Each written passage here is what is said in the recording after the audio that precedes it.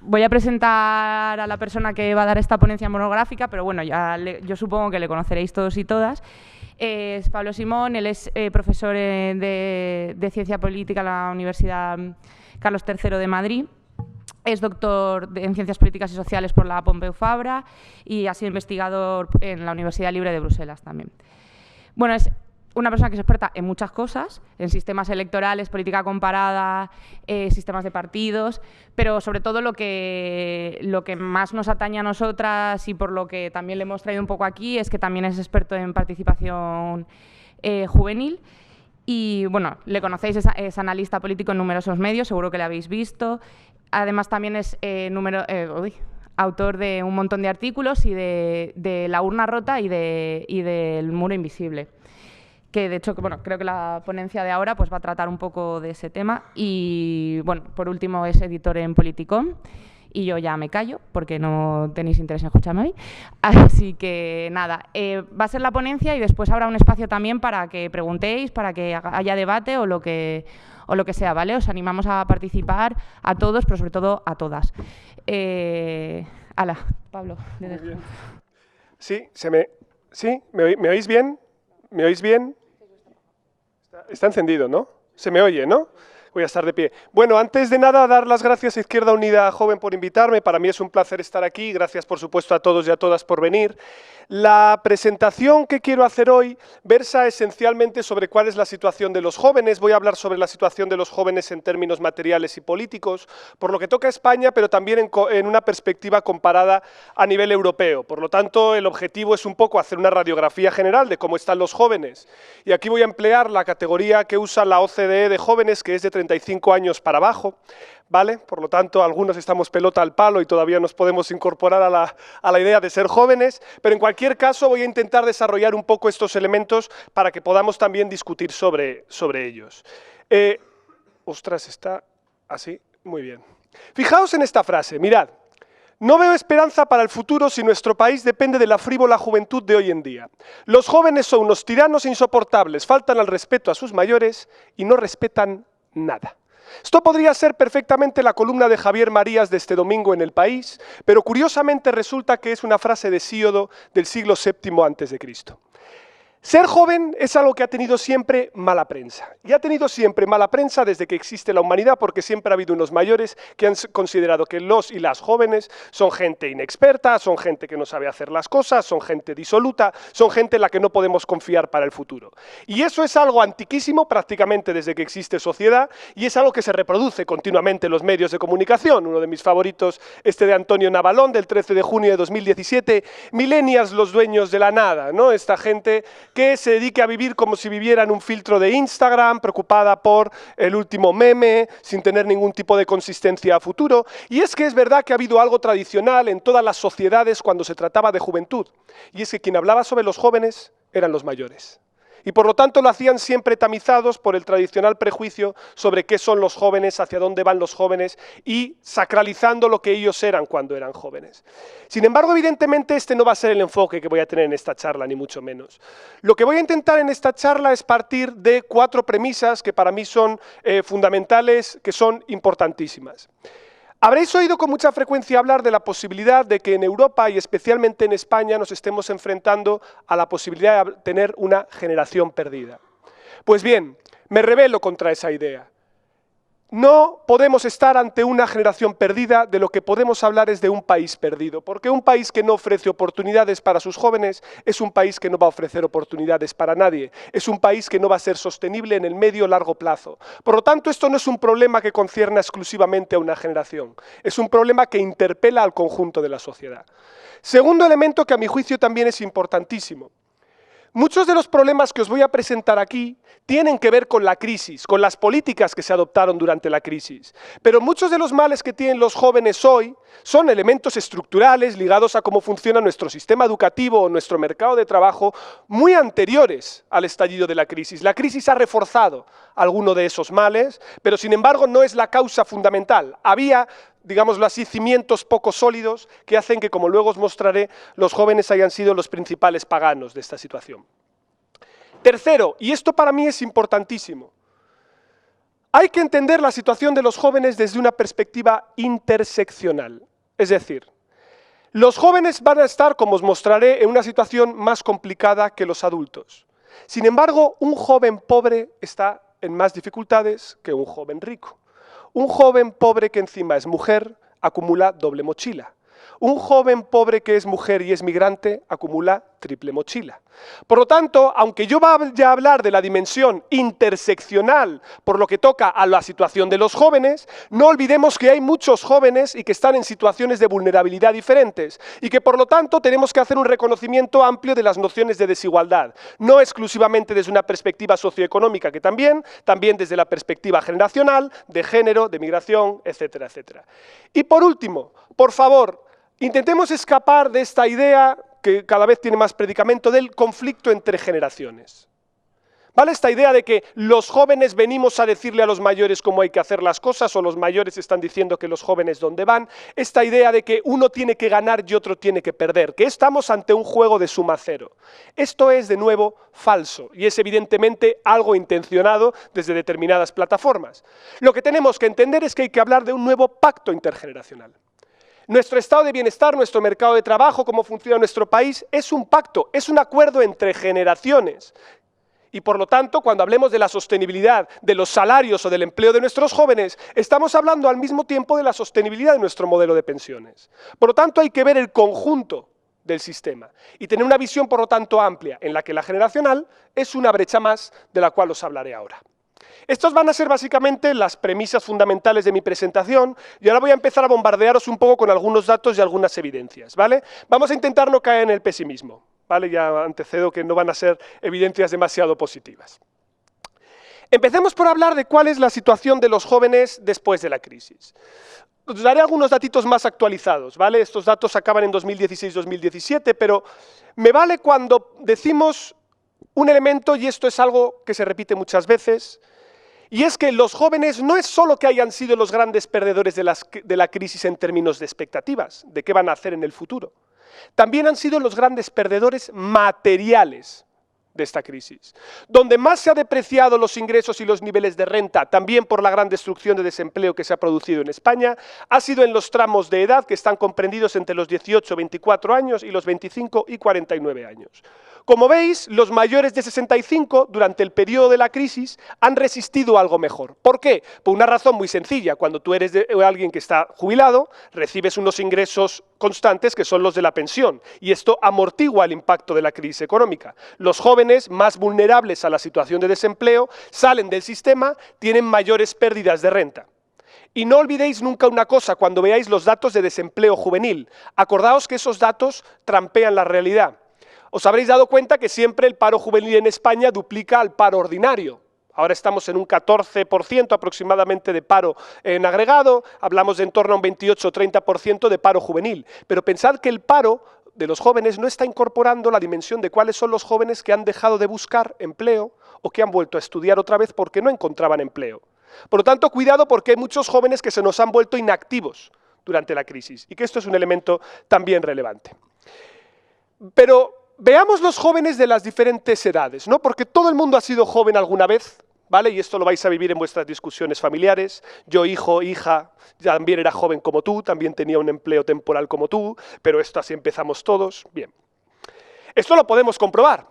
Y lo podemos comprobar viendo cuál ha sido la evolución de las diferentes generaciones a lo largo de los últimos 40 años, y viendo cómo ha evolucionado su renta. Fijaos, esta es la generación de los baby boomers, ¿lo veis? De los nacidos entre los 46 y 65, lo que hoy en Twitter llamamos los OK boomers, ¿no?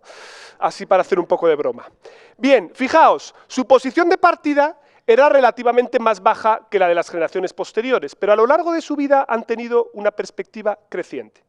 ¿Vale? La generación de mis padres, por así decirlo, nunca ha dejado de mejorar a lo largo de toda su vida. Ha tenido un pequeño decalaje al final, pero en cualquier caso ha ido progresando. ¿Vale? Esta idea de que las clases medias, por así decirlo, son un concepto aspiracional. Todo el mundo aspira a mejorar, ¿vale? Lo que los filósofos llaman el cronotopo, ir a mejor, a futuro. ¿Vale? Esto es algo que siempre es positivo. Bien, Generaciones posteriores, la de mis primos, la mía, que estamos aquí desde los 81 a los 2000, vosotros ya sois la siguiente a esta generación, ¿vale? Luego hablaré un poquito de los que son posteriores a los 2000, porque es una generación que ni siquiera ha vivido tiempos de bonanza. O sea, mi generación al menos ha vivido tiempos de bonanza y de crisis, pero hay una generación que ha nacido ya con crisis sistémica, ¿vale? Fijaos, la posición de partida era algo mejor que la de sus padres cuando eran jóvenes. Pero ¿qué es lo que ocurre? Que se les atraviesa la crisis en el momento más productivo de su vida, algunos a los 25 años, otros a los 35 años, y se producen importantes decrecimientos de renta. Resultado, por lo tanto, creías que ibas a continuar mejorando y de repente has bajado y estás en una posición relativa peor a la que estaban tus padres, que fueron mejorando a lo largo de toda su vida. Por lo tanto, cuidado con este elemento porque es fundamental, ¿vale? Esto explica por qué hoy, si me permitís la licencia literaria, vuelven a estar de moda las distopías, ¿vale? Years and Years, el cuento de la criada. O sea, lo que está diciendo esto es, ahora no tenemos el ideal racionalista de que vamos a continuar yendo a mejor, sino que parece que se está instalando la idea en nuestra sociedad de que vamos a intentar aguantar como estamos o no ir a peor, ¿no? Aquí tenéis la evolución de la pobreza en España. Mientras que entre los menores de 64 años baja algo, y esto es algo porque aguantan mejor la renta en términos relativos, lo que no significa que no lo hayan pasado mal durante la crisis, la pobreza sube un 16% entre los 16 y 24 años. Un dato importantísimo, la crisis ha cambiado el rostro de la pobreza en España. La pobreza en España durante los años 80-90 era una mujer mayor que tenía acceso a una pensión no contributiva, que apenas tenía 400-500 euros, hoy no. Hoy lo que es esencialmente el rostro de la pobreza en España es el rostro de un niño y de un joven. Somos los terceros de la OCDE en términos de pobreza infantil, ¿vale? Esto es un problema, porque fijaos que el ser pobre cuando uno es joven o niño te deja una cicatriz que te marca el resto de tu vida.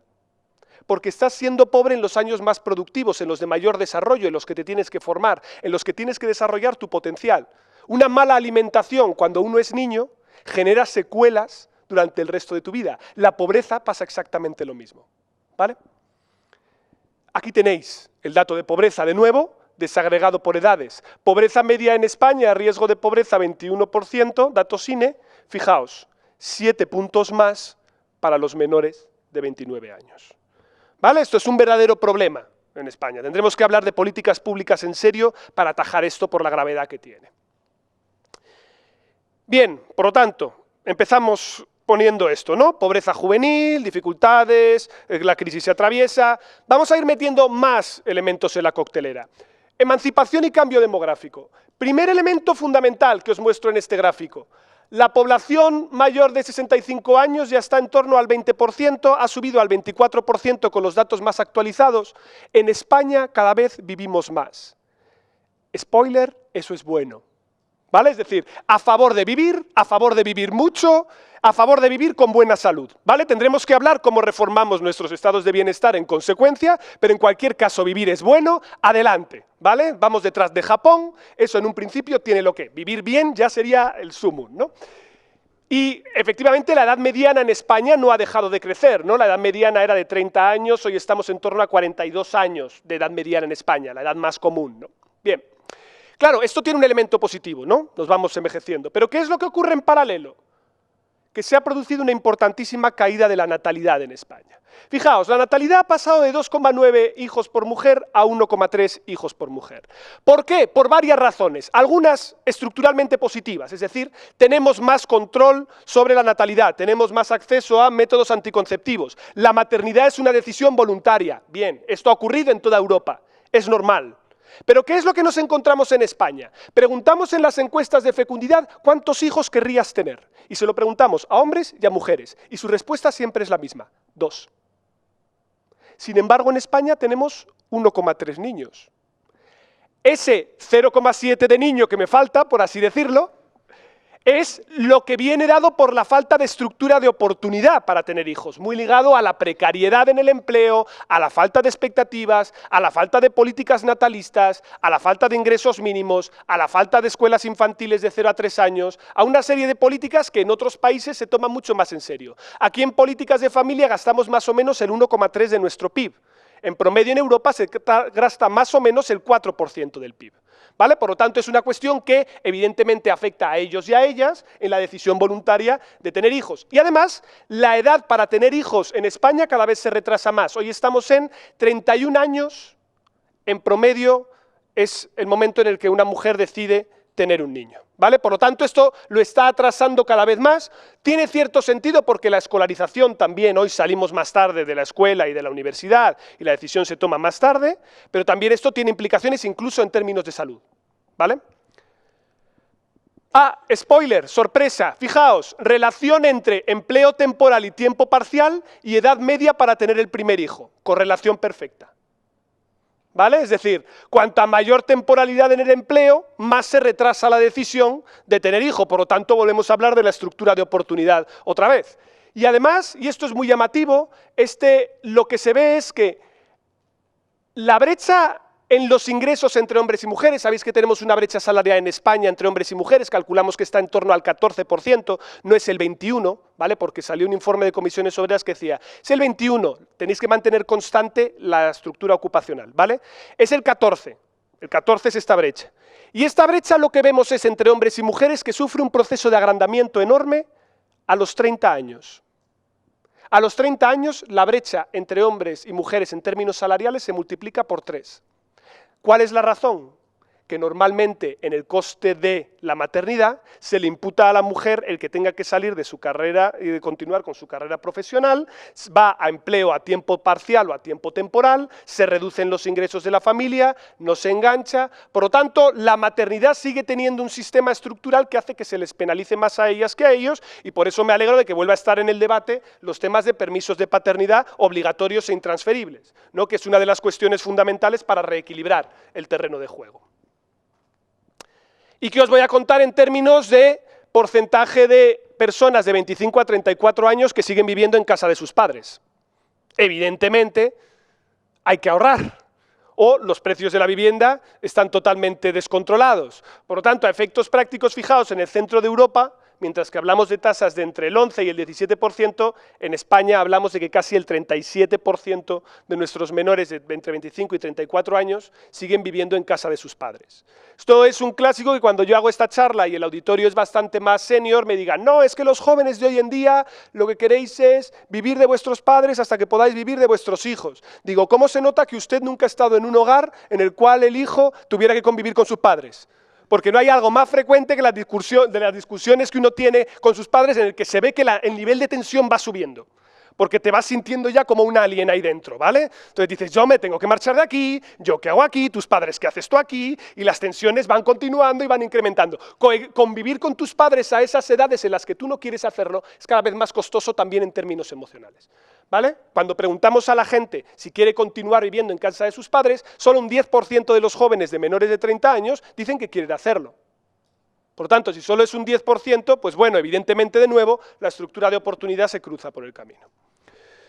Vamos a hablar brevemente de lo que es la más eficiente picadora de carne y de talento que existe en todos los países de nuestro entorno, que es el mercado de trabajo español, ¿vale? No hay una cosa más desastrosa, yo no sé si en el planeta, pero en el primer mundo, por así decirlo, que el mercado de trabajo español.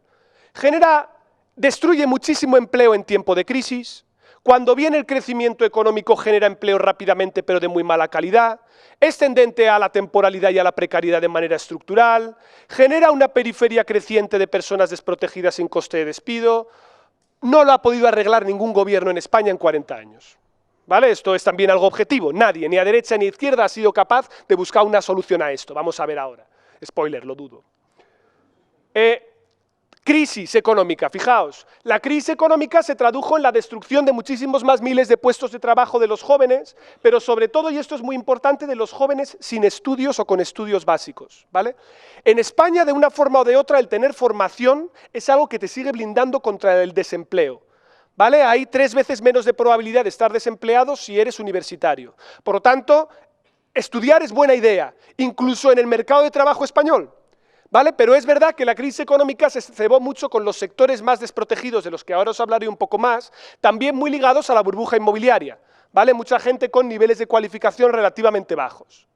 Y además la recuperación del empleo joven está siendo mucho más lenta que la media, ¿vale? Tardamos mucho más en crear empleo para las personas que están por debajo de los 30 años. Y ahora diréis, bueno, además tenemos el componente de la temporalidad, pero tenéis que entender una cosa, la temporalidad es como el colesterol, hay del bueno y hay del malo. Entonces, la temporalidad cuando es deseada, no es mala. Es decir, supongamos que yo estoy haciendo una carrera universitaria y quiero servir copas los fines de semana para pagarme una parte de los estudios. Estoy en un contrato temporal, evidentemente. ¿Me preocupa esto? No. ¿Es malo eso? No, no hay ningún problema. Te sacas unos ahorros extra, lo pagas o estás trabajando en verano para costearte tus estudios. Fabuloso, estupendo. ¿Vale? Modelo escandinavo, modelo centroeuropeo. La mayoría de los estudiantes universitarios trabajan también. ¿Vosotros qué tipo de colesterol pensáis que tenemos en España? Pues evidentemente del malo, ¿no? Es decir, temporalidad no deseada. La mayoría de las personas que están en contratos temporales están porque no les queda más remedio. Y por lo tanto esto muestra una deficiencia estructural de nuestro mercado de trabajo para conseguir empleabilidad fija. ¿Estoy yendo bien de ritmo? ¿Se me está siguiendo todo? Puedo ir más despacio si hace falta, ¿vale? Pero como estoy ahí bombardeando con datos... Volveremos a hablar del mercado de trabajo un poquito más adelante, ¿vale? Pero en cualquier caso simplemente me quedo con estos 4 titulares. Voy ahora al sistema educativo, que es también una pata fundamental para entender qué es lo que le pasa a los jóvenes en España. Y el sistema educativo tiene lados positivos y lados negativos. Vamos a empezar por las 2 cosas buenas que han hecho, aunque en los talleres se diga que la LOGSE, no sé qué. Elementos positivos que ha tenido nuestro sistema educativo. Primero, hemos tenido que correr mucho en 40 años. ¿Vale? Es decir, en 40 años hemos tenido que agarrar a Europa porque hablábamos de tasa de analfabetismo del 20%, estamos hablando de que teníamos apenas el 15% de estudiantes universitarios. Todo eso había que correr para intentar universalizar la educación. Se corrió y más o menos se ha conseguido. ¿Vale? La universalización al menos de la educación, ese objetivo está conseguido. Y segundo, y muy importante, porque esto es algo que también sale mucho en el debate público, sois la generación más preparada de la historia. Y dice, un momento, pero si nos dicen que solo tenemos los que más títulos de la historia y no los más preparados de la historia. Dices, ¿cómo podemos comparar esto? De una manera muy sencilla, haciendo test de estudios a los jóvenes universitarios, los jóvenes de la educación obligatoria y a los mayores. Y vosotros salís puntuando mejor en lectura, en matemáticas, por lo tanto salís mucho más preparados de lo que eran los jóvenes que salían entonces. ¿Pero por qué se sigue diciendo que no estáis bien preparados? Porque quienes hablan en las tribunas públicas son gente que estaba en universidades de élite en la época en la que la universalidad de la educación no existía. Entonces todos ellos salen con el rosa rosae, estupendo. Pero lo que muestra la equidad o el funcionamiento de un sistema es cómo de buenos son los del vagón de cola. Y hemos conseguido que nuestro vagón de cola esté mucho mejor. Este es el lado positivo, pero esto no quita que nuestro sistema educativo tiene todavía taras y deficiencias importantes. Y la más importante es que nuestro sistema educativo funciona como un reloj de arena. ¿En qué sentido? Tenemos una tasa de universitarios razonablemente acompasada a la media de los países de nuestro entorno, y al mismo tiempo tenemos una tasa récord de gente que no acaba la educación obligatoria.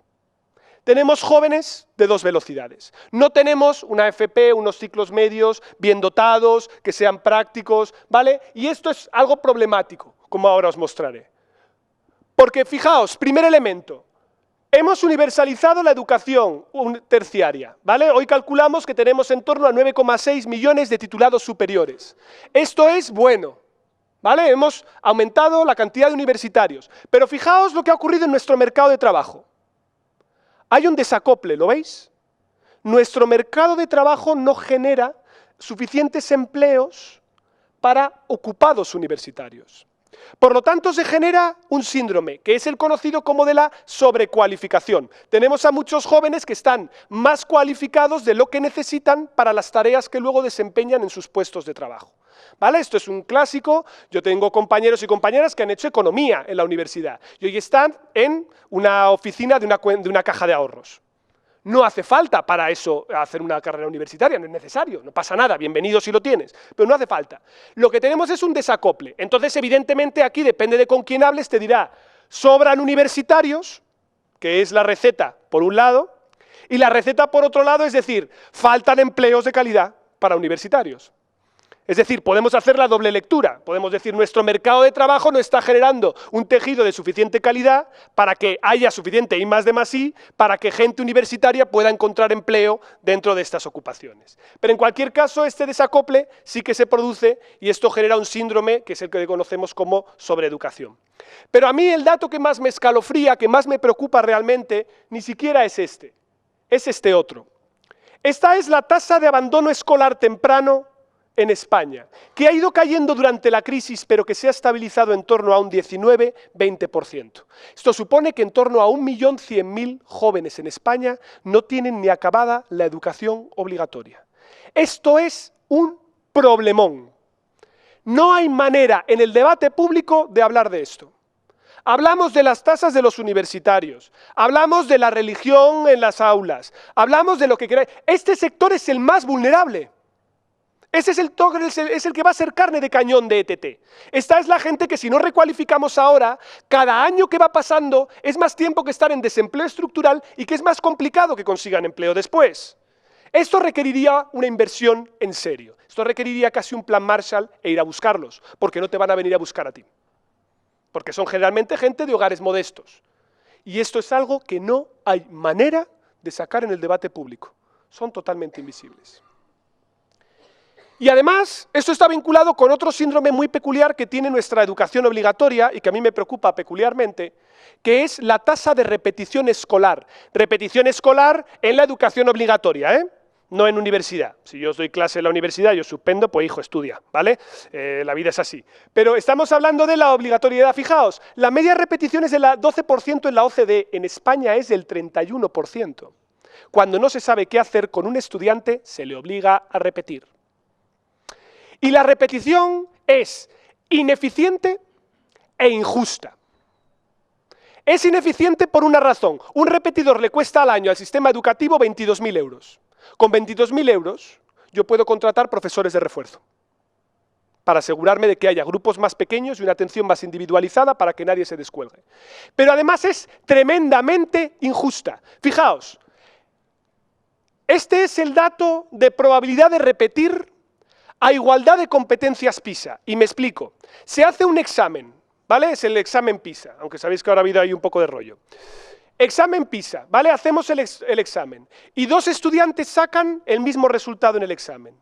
Pues bien, el que viene de un hogar pobre tiene 5,6 veces más probabilidades de repetir que el que viene de un hogar rico, repito, a igualdad de conocimientos. Por lo tanto, la repetición escolar tiene un componente de estigmatización, tiene un componente evidente de clase, está generando que estudiantes se descuelguen del sistema porque cuando repites una vez pierdes las expectativas, te erosionan las expectativas, yo no valgo para estudiar, abandono los estudios. Y esto es una pescadilla que se termina mordiendo la cola.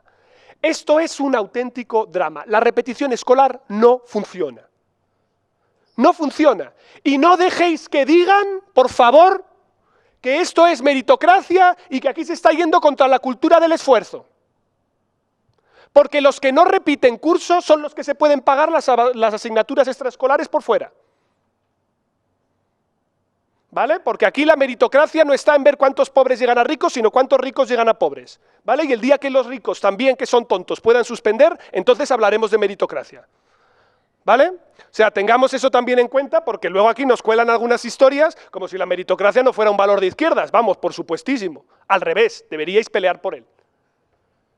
Otro componente más, el papel del estado de bienestar. El estado de bienestar en España, spoiler, va regular. ¿Vale? Yo ya sé que todo el rato hablamos de cuánto se gasta en términos de gasto público. A mí lo del gasto público me parece un debate interesante y tenemos que plantearlo, cuánto podemos converger con el resto de Europa en gasto público, estupendo, pero a mí me preocupa mucho la dimensión de la eficiencia, es decir, ¿estamos gastando bien lo que gastamos en nuestro estado de bienestar? ¿Llega a quien lo necesita o no? Y ojo que podemos gastar mucho más, pero que no llegue a quien lo necesita, ¿vale? Por lo tanto son dos dimensiones en paralelo y no tenemos que perder la comba en ninguna de las dos. Fijaos, ¿cuánto reduce el estado de bienestar? La desigualdad después de transferencias en función de las edades. Fijaos, en España, para los mayores de 65 años, 6,7 puntos. Estamos más o menos sobre la media, ¿Vale? Nuestro estado de bienestar más o menos funciona con un mascarón de proa basado en pensiones, seguros de desempleo y más o menos con cotizaciones a la seguridad social. Ese es el mecanismo. Pero la ayuda o la reducción de desigualdad entre niños y entre jóvenes es de las más bajas de toda Europa. ¿Y por qué? Porque tenemos un problema en el diseño de nuestro estado de bienestar. Y esto tenemos que asumirlo, y vosotros además que habéis estudiado a Marx, me viene perfecto. Por la siguiente razón. Nuestro estado de bienestar lo hemos diseñado con una estructura bismarckiana. Es decir, tú tendrás prestaciones de desempleo en función de lo que hayas contribuido a través del trabajo a la caja común. En un mundo en el que el trabajo va a ser cada vez más evanescente, en un mundo en el que ninguno vamos a poder cotizar lo mismo que nuestros padres, el problema es que el acceso a pensiones y a seguros de desempleo, en función de las cotizaciones, llega menos a quien es más precario, a quien es falso autónomo, a quien es becario, porque no tiene todo ese tipo de ayudas. Resultado, fijaos, esto es según la OCDE, ¿cuántos ingresos directos, ¿vale? Prestaciones sociales se da al quintil más pobre, raya azul, y al quintil más rico, el quinto de la distribución más rica de tu país, ¿vale? Tu estado de bienestar es eficiente, cuanta más alta es tu barra azul y más baja es la otra. Independientemente de que seas liberal o de que seas escandinavo, ¿vale? Porque tú puedes gastar poco, los australianos o los canadienses tienen estados de bienestar muy pequeñitos, pero muy bien concentrados, ¿vale? Entonces detectamos bien dónde están los más pobres, damos todo el ingreso ahí, estupendo. España. Doble de ayudas que damos al quintil más rico respecto al pobre. ¿Por qué? Porque tenemos un estado de bienestar diseñado para 2/3, clases medias y clases altas, que son las que contribuyen, las que gastan, las que tienen empleos fijos y que después se benefician. Pero tenemos un tercer elemento, que son las clases más pobres, totalmente desaparecidas. El dato es escalofriante. Según la OCDE, tenemos el 10% de los pobres, ¿vale? Cogéis el 10% de los más pobres de tu país y los comparas cómo está el 10% del resto de países. Bien, España es el quinto de toda la OCDE con los pobres más pobres. ¿Vale? Estamos, atención, entre Turquía y Chile. Cuidado, ¿vale? Cuidado, porque invisibilizar las situaciones de pobreza y hacer como que no pasa nada, luego tiene implicaciones. Luego puede tener implicaciones políticas más profundas de las que pensamos, ¿vale? Por lo tanto, esto requiere darle una pensadita al asunto. Este es el esquema clásico de Gösta Spin-Andersen, aquí no me estoy inventando nada. Tú tienes como 3 grandes provisores, estoy simplificando, ¿no? 3 grandes provisores de bienestar, o de ingresos, como queráis, mercado de trabajo, estado de bienestar, familia. Si en España tenemos un mercado de trabajo que es una trituradora de carne, especialmente con los jóvenes muy precarios que no pueden cotizar, que están pululando por subcontratas y ETTs. Y esto no le permite que el estado de bienestar salte para corregir las desigualdades, porque no se permite hacer suficientes transferencias, ya que tienes un modelo bismarckiano, ¿quién te queda? La familia. ¿Pero qué es lo que ocurre con la familia? Que familia hay quien tiene y familia hay quien no tiene. Hay quien le pueden ayudar y hay quien no le pueden ayudar. Y estamos en un camino de estratificación social en España que nos coloca en 20 años a niveles de América Latina. Porque los principales mecanismos de transferencia de riqueza entre generaciones va a ser la propiedad inmueble. Y la propiedad inmueble hace, al menos que seas maroto, que heredar una casa en Sotosalvos no sea lo mismo que heredar 2 áticos en la Gran Vía. Y por lo tanto que los bienes raíces vaya a hacer que se nos cuele unos niveles de desigualdad enorme, acabando totalmente con los mecanismos de movilidad social. Y diréis, bueno, Pablo, madre mía lo que nos has contado. A ver, hablemos de esta problemática desde una perspectiva política, porque las políticas públicas no emergen por casualidad, ¿vale? No cayeron del cielo. Tiene que haber unos equilibrios políticos detrás que hagan que se hable de estos temas o que no, que se reformen o que no. Bien. Primer problema de los jóvenes, y esto es algo sintomático en España, son pocos. Los jóvenes son pocos. Los menores de 35 años son la mitad que los mayores de 55 años. Por lo tanto, aunque todos los menores de 35 años votaran al mismo partido, con que la mitad de los mayores de 55 voten a otro ya la han empatado. Por lo tanto, en el debate que se va a hablar de cuestiones que afecten a los segmentos que, spoiler, están o jubilados o a punto de jubilarse. Los jóvenes no son prioridades muy prioritarias, porque son pocos en el fondo. ¿vale? Se puede edulcorar un poquito diciendo que sois muy majetes y eso, ¡ay, la juventud! ¿Cómo se moviliza? ¿Vale? Pero a la hora de mandar ya os hacen así con la mano, aparta, anda, ¿vale? Deja a los mayores. Además, los jóvenes tienen un segundo elemento que también es muy importante. Los jóvenes, además de ser pocos, son proclives a la abstención.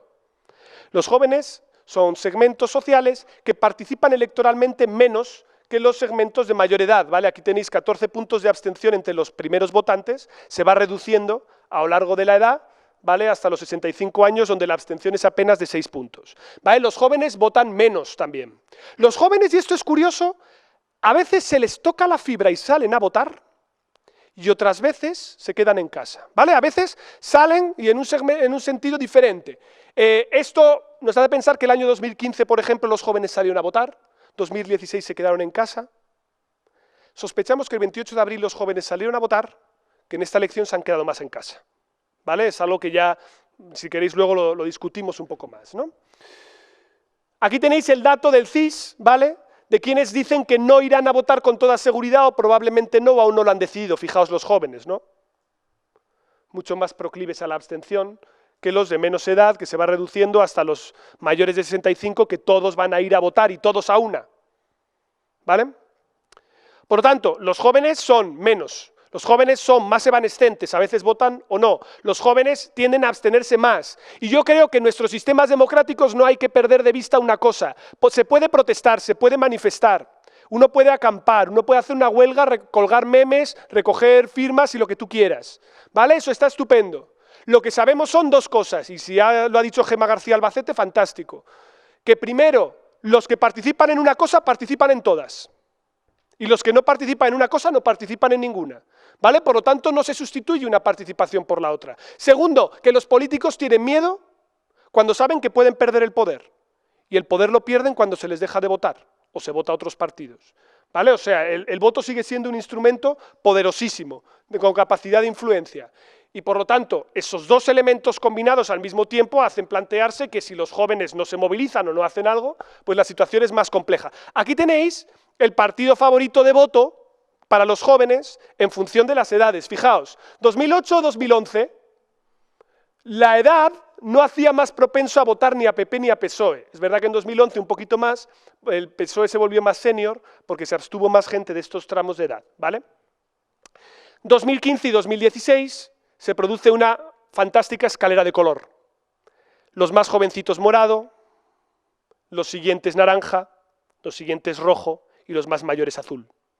¿Vale? Por lo tanto, los nuevos partidos o las nuevas alianzas, confluencias, han tendido a canalizar más voto joven de lo que lo tienen los partidos senior. ¿Vale? Y fijaos que incluso cuando se incorpora Izquierda Unida a Unidas Podemos en 2016, esto no cambia. ¿Vale? O sea, generacionalmente digo, porque a lo mejor el electorado de Izquierda Unida era un poquito más mayor que el de Podemos, no, esto no ocurre. ¿Vale? O sea, los jóvenes siguen radicados ahí. Pero ahora vienen mejores noticias. ¿Y qué ha pasado en esta elección? ¿Sabéis cuál ha sido el partido preferido por los jóvenes? Vox.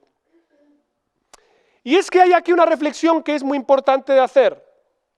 Es muy probable que haya habido jóvenes que se han abstenido, ¿vale? Los jóvenes tienden a votar más izquierda que derecha. Y es muy probable que Vox haya quedado primero porque muchos jóvenes que salieron a votar el 28 de abril, esta vez se han quedado en casa, ¿vale? Porque Vox no era el que se llevaba el voto joven el 28 de abril. Ahora sí está empezando a pasar. Aquí hay que tener en cuenta que, cuidado, cuando hablamos de participación no electoral y no sé qué, no os olvidéis que muchas veces los mecanismos de participación alternativo cuelan sesgos en términos de la representatividad o no de los jóvenes. Pero que no hay que descartar que si seguimos dejando que la cuestión de los jóvenes no sea un elemento prioritario, el ciclo de regeneración política que se abre con el movimiento social del 15M puede tener un cierre autoritario en España. Los jóvenes en Centro Europa votan a extrema derecha. Votan en Austria, votan en Francia, en Alemania del Este más, en Alemania Centro menos, sobre todo los jóvenes con menos estudios y de jóvenes de clases más modestas.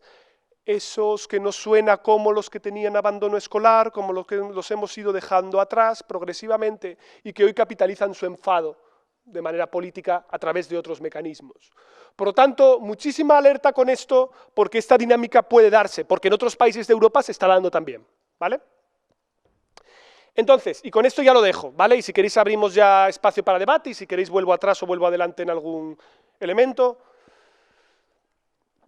vamos a ver, el debate sobre juventud es enormemente tramposo y tenemos que intentar mover el foco, ¿vale? Porque muchas veces se habla de las políticas de juventud como si fuera la política María, ¿vale? La política secundaria, la política que no importa, ¿vale? El Ministerio de Juventud, venga, pues para ti, para Podemos, ¿vale? Del rollo, venga, pues, ala, el de las bromas, ¿no?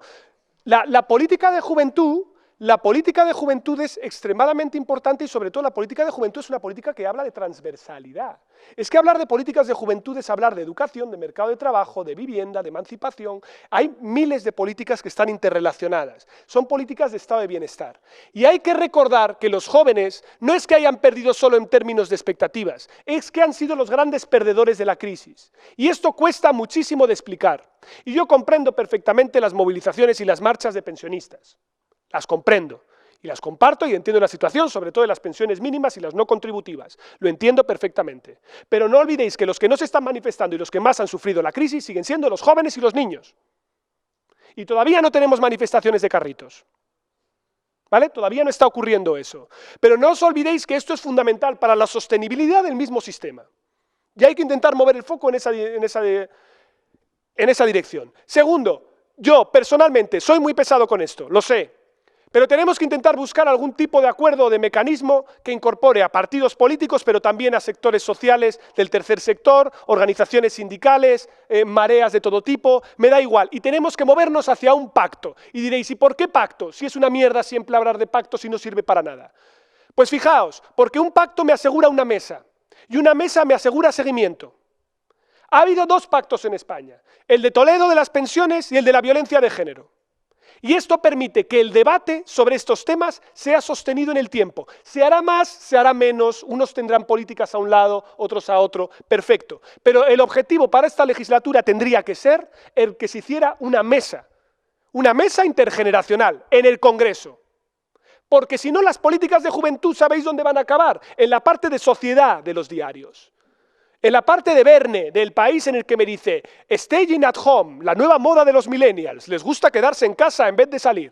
Tócate los pies, ¿vale? La moda de los jóvenes, no irse de vacaciones. Bueno, y todo este tipo de chorradas, ¿vale? Porque son auténticas chorradas y que no permiten tener un debate serio sobre las cuestiones de juventud. Este tendría que ser un elemento prioritario.